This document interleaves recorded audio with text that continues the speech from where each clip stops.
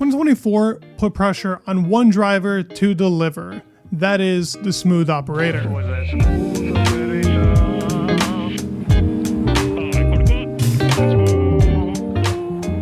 The biggest talking point to begin our Formula One season was Lewis Hamilton going to Ferrari, and obviously replacing Carlos Sainz.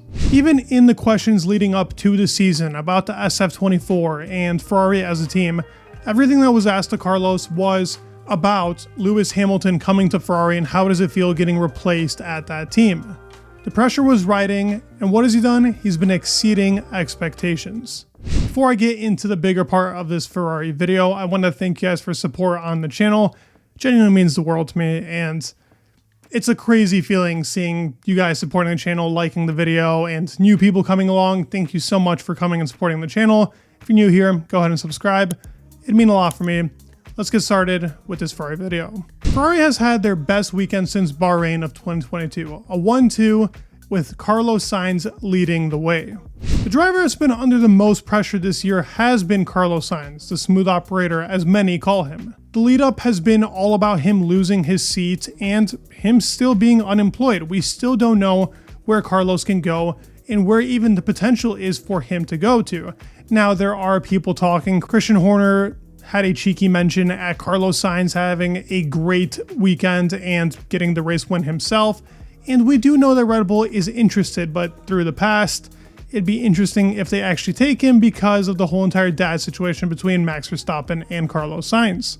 The lead up into the season was that Charles Leclerc was finally getting the car that he wanted. They were going into that direction for 2024, hence why they also probably decided with Carlos Sainz it was time to part ways and take the 7-time world champion. So all the pressure was really riding on Carlos to perform here and really bring up that resume, show that he is one of those drivers that belongs in a top team. While I always believed it, he needed to prove that to the team principals and the owners for the team. Bahrain, he automatically scored a podium, and while the problems weren't exactly the same for Leclerc and Carlos Sainz, they both had braking issues, and Carlos got under that problem quickly and showed that he's very adaptable. We've seen that with Carlos. He is one of the smartest drivers on the grid, him and Fernando Alonso. It's got to be that Spanish blood. Both of them have extreme knowledge and just show off that IQ while driving. Bahrain was a perfect example of that, even starting a little bit behind on Leclerc, not even being far behind in qualifying and still showing he was up to pace in a car that is supposed to be similar to what Leclerc likes in driving, a more oversteery style. The understeery style is something that Carlos Sainz likes. Same with Fernando Alonso. Both of them tend to love a more understeery car. But his adaptability to every car and even performing well in the McLaren, back in Renault, doing it in Toro Rosso, and now in Ferrari, he continues to show that he's adaptable to any driving style, but has a preference. Grabbing yet another trait from Fernando Alonso. I'm telling you, these Spanish guys got something in them. That's why they're so great in Formula One. Going into the Saudi Grand Prix, we were expecting another great performance from Ferrari, and this was supposed to be another one of those podium finishes. Leclerc did finish there, but Carlos Sainz had appendicitis, something that had him sitting out for the rest of the weekend. He did actually perform in FP1 and FP2, but seemed to be a little bit off the pace, and obviously he was in a lot of pain, so this made a lot of sense as to why the weekend wasn't going as well as it usually has for Carlos. Ali Behrman takes the seat, does an incredible job, but now going into Australia, FP1 through 3 pretty much showed that he was a bit off the pace. He said he was feeling rusty, wasn't really into rhythm, and it kind of showed through the timesheet. You could see that he was down on Leclerc, and our expectations were a lot lower for Carlos going into this weekend. Some of the news articles and some people were even saying Carlos was not going to race, but through adversity, he put his head in the game and still performed, even having a weird feeling that he describes like your insides moving a little bit more while being in the Formula One car. Come qualifying, automatically in Q1 and 2, you could see this guy had pace. And coming into Q3, he had pole position pretty much, lost it into turn 9 due to a little bit of instability and the rear end kicking out that lost him about 4/10. He almost made it up in the third sector, but lost too much time through one turn. Was going to get pole position if he didn't make that mistake. The race starts and he keeps his P2. It was a tricky one, but he kept a P2. Stayed behind Max, and while Max did have a problem which they say started from the beginning of the Grand Prix, Carlos was within 1 second regardless. Even with a little bit of fighting through turn 1, he was able to keep the pace and grab DRS on lap 2. Then passing Max Verstappen in the straight, but also just being close to him the whole entire time. Max retires on lap 5, and I really do believe even if Max was to go throughout the whole entire Grand Prix, we would have had a fight for P1, and Carlos was there. He was on it this weekend and just proved that.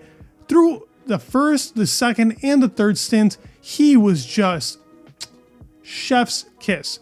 Performed exactly how he needed to and exceeded expectations for the weekend. This was definitely Carlos Sainz's best performance of his career. Singapore was a great one, kept the lead for the whole entire time, but he drove outstandingly here.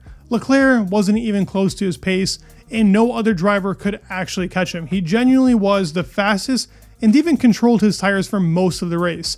Saying in the interview for his P1 spot, he controlled the race and was able to do what he wanted to. It actually helped out with him feeling a bit weird inside the car.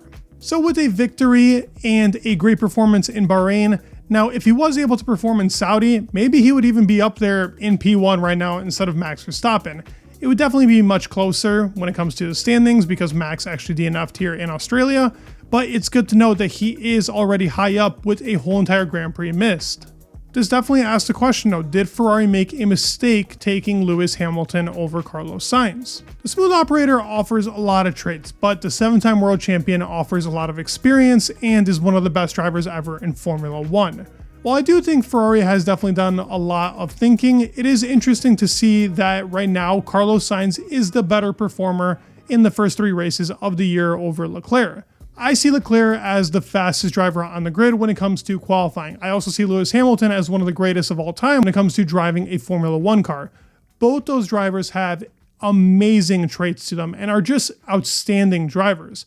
Carlos Sainz is definitely underrated in my opinion. I think people don't see him on that same level with those guys, but he's been showing on and on that he is.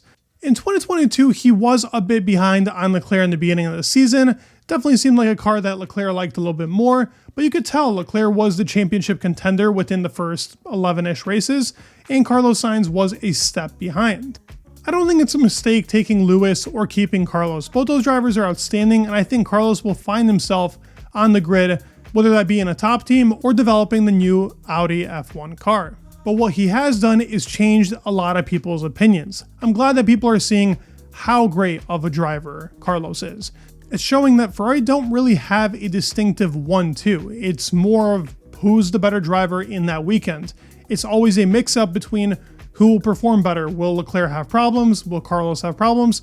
It continues to be a trend from season to season. In 22, definitely Leclerc had the measure of him. In 23, they were pretty close. I'd say that Leclerc by the end of the season had the measure of him. In 21, when Carlos came there for the first season, I would say Carlos pretty much had a near perfect season, and Leclerc had the inconsistent but the higher ups. But in 24, to start the season off, these first 2 comparable races between the 2 of them, Carlos has been the more measured and better driver, and has definitely gotten a lot of heads to turn, which is a good thing because Carlos Sainz is the smooth operator that definitely belongs in our sport, and what a personality and kick-ass driver. Hope you guys enjoyed the video on our boy Carlos.